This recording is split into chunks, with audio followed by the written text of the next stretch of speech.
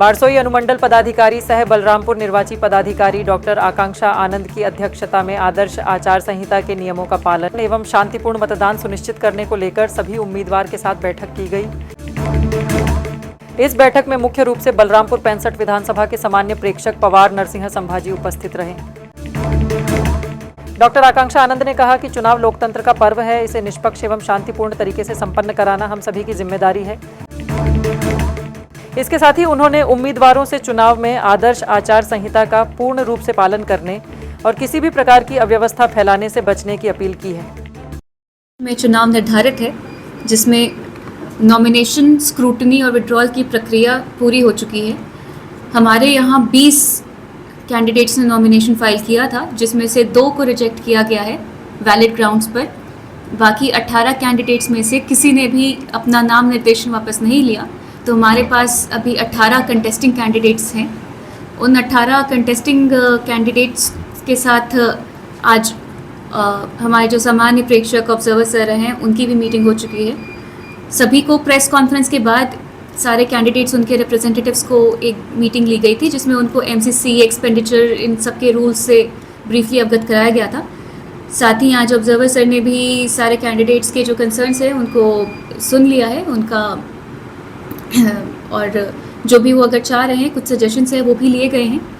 सारे कैंडिडेट्स को nomination file करते वक्त ही पूरी कैंडिडेट किट, जिसमें candidate handbook, expenditure register, expenditure से रिलेटेड जो भी गाइडलाइंस हैं, एमसीसी से रिलेटेड जो भी गाइडलाइंस हैं, सब उपलब्ध करा दी गई थी।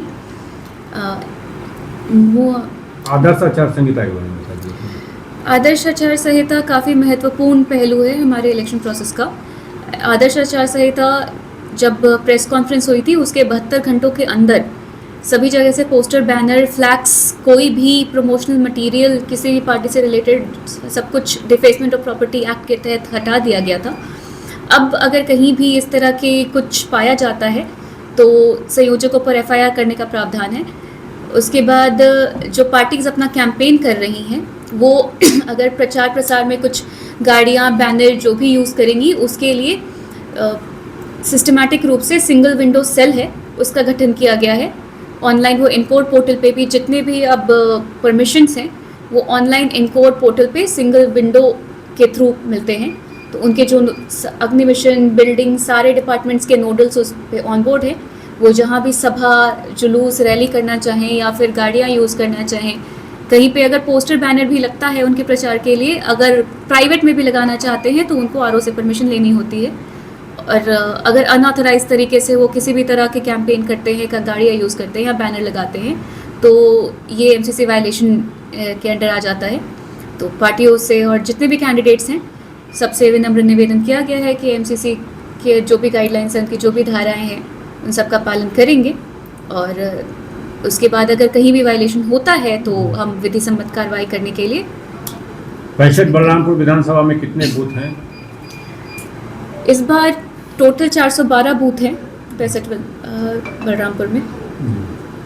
कितने इसमें संवेदनशील जो आपके क्रिटिकल और वल्नरेबल बूथ की कैटेगरी में आ जाते हैं, लगभग 80 आपके वल्नरेबल हैं और 110 के अराउंड आपके क्रिटिकल बूथ्स की कैटेगरी में हैं।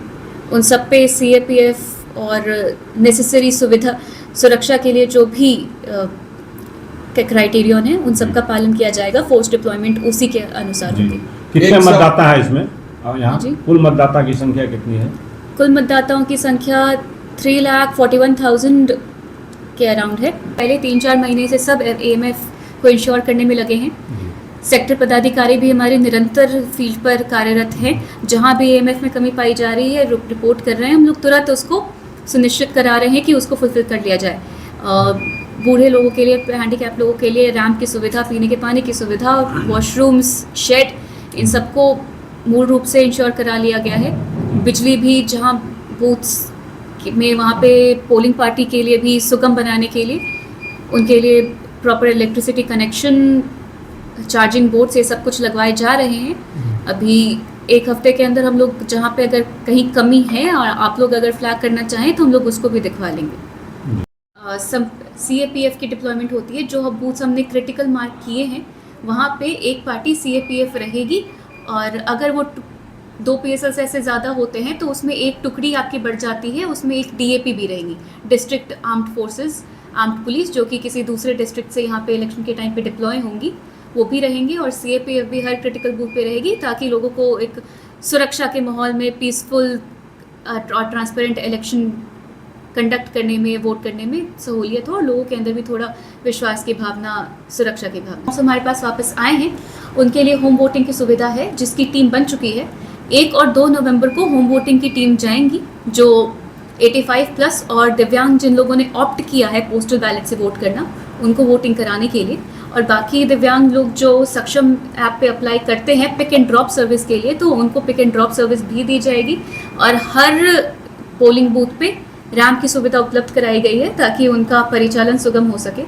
और कुछ और चीज़ें होती हैं, जैसे कि अगर कोई विजुअली इम्पेयर्ड वोटर हैं, उनके लिए ब्रेल में बैलेट पेपर, ये सब कुछ होता है, उनको एक कंपेनियन भी अपने साथ ले जाना अलाउड होता है पोलिंग बूथ तक। इन सब के लिए स्वीप के अंडर हम लोग अभियान चलाकर दिव्यांग लोगों के लिए ये जागरूकता, उनके लिए क्या प्रोविजंस हैं, उनके लिए क्या सुविधाएं रखी गई हैं, ये सब इसके बारे में जागरूकता फैलाने के लिए एक हम लोग स्पेशल प्रोग्राम करेंगे। आपकी आंखों की पूरी देखभाल के लिए बारसोई आबादपुर रोड स्थित अतीक आई केयर सेंटर में अत्याधुनिक मशीनों द्वारा आंखों की जांच, अनुभवी नेत्र चिकित्सक द्वारा मोतियाबिंद, ग्लूकोमा, रेटिना से जुड़ी बीमारी और बच्चों की आंखों की विशेष इलाज की सुविधा उपलब्ध है। इसके अलावा अतीक आई केयर सेंटर में ब्रांडेड चश्मा, कॉन्टैक्ट लेंस और स्टाइलिश फ्रेम्स भी उपलब्ध हैं, जिसका पता है बारसोई आबादपुर रोड, गैस गोदाम के नजदीक, रास चौक, बारसोई, कटिहार। अधिक जानकारी के लिए स्क्रीन पर दिए गए नंबर पर संपर्क करें। धन्यवाद।